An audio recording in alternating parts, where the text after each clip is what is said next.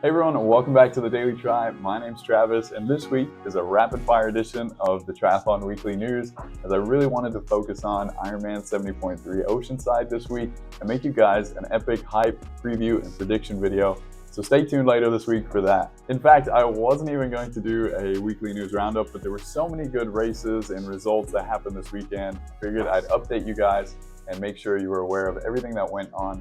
And there are a few good news stories that came along with that.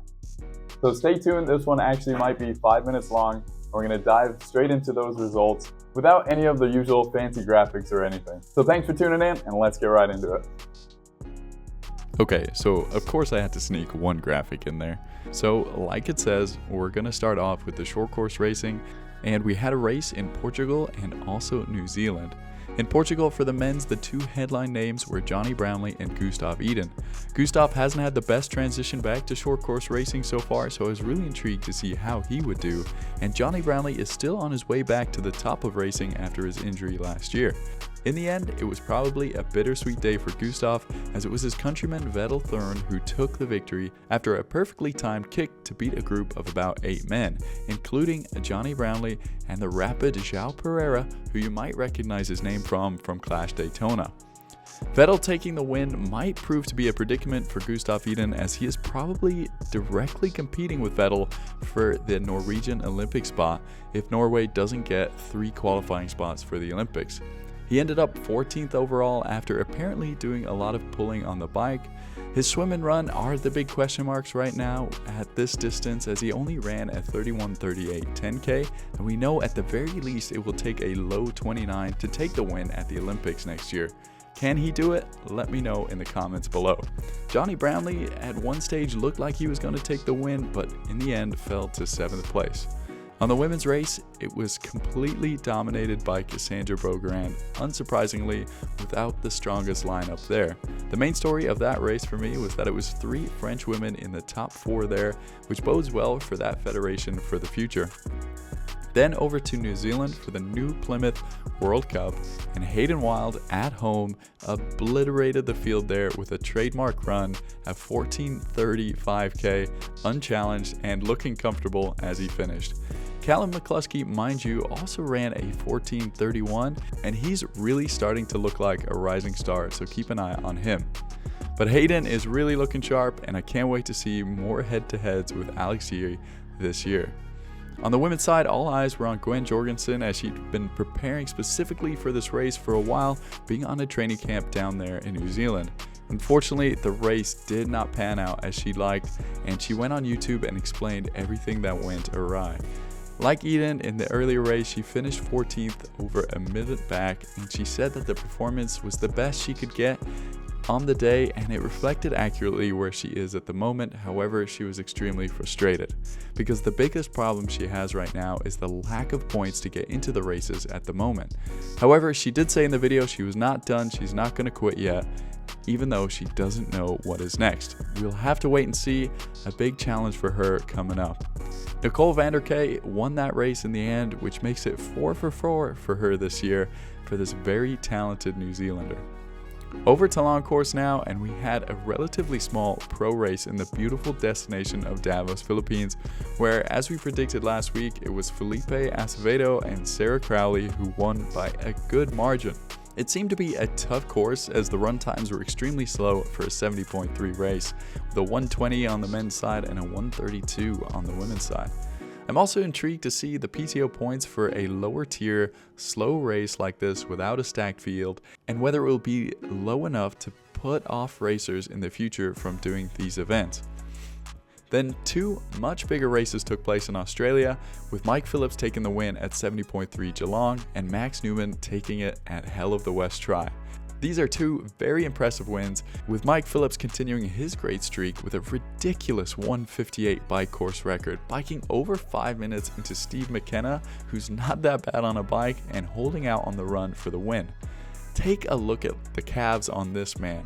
Mike is definitely putting his name in there for the best biker in the sport at the moment, and him and Steve should toe the line at some more international races coming up soon, and I can't wait to watch 2 of these real deal athletes from the Southern Hemisphere compete against some of the bigger names. And speaking of the real deal, well, Max Newman absolutely wrecked the field at Hell of the West with a winning margin of 8 minutes and 10 minutes on Josh Amberger. Max is one of my top picks for a win at the PTO race in Ibiza, as it seems he really has no weakness and can race just as well at the shorter stuff. For the women in Geelong, it was Grace Thek who had a fantastic race, winning on apparently her 6th time trying at the race and without super shoes from what I've heard. Her name is also on the start list at Oceanside, as she'll be at a wedding nearby but hasn't confirmed whether she will race. At Hell of the West Tri, unsurprisingly, Ash Gentle took the win with 4 minutes to spare over Ellie Salthouse, despite having rolled her ankle during the week.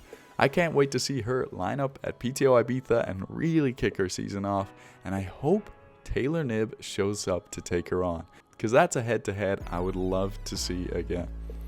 Okay, so from those highlights, we're going quickly onto the news bits that you might not have heard this week, and we'll start with the fact that Race Ranger is now ready, according to them, following its success at 70.3 Geelong.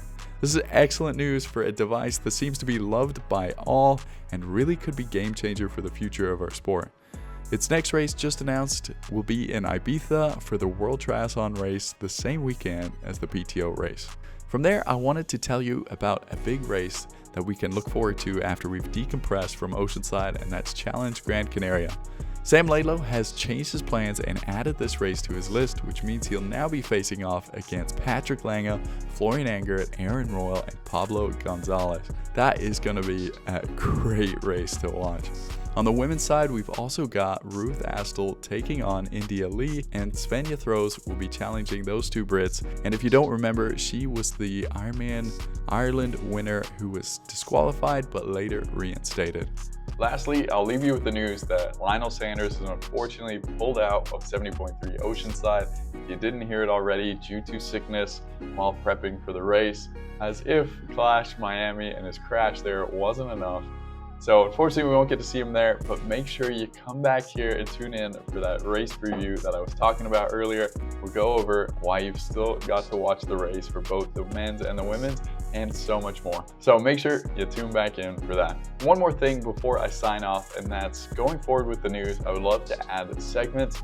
So this week, I'm gonna leave you with the video of the week and also an article of the week for you guys to check out. Let me know if you guys enjoy this down below. So the video of the week is an interview with Christian and Gustav that I saw, where they candidly answer some questions in front of the camera with a whiteboard. Highly recommend it. It had me laughing. If you enjoy those two, you'll love that one.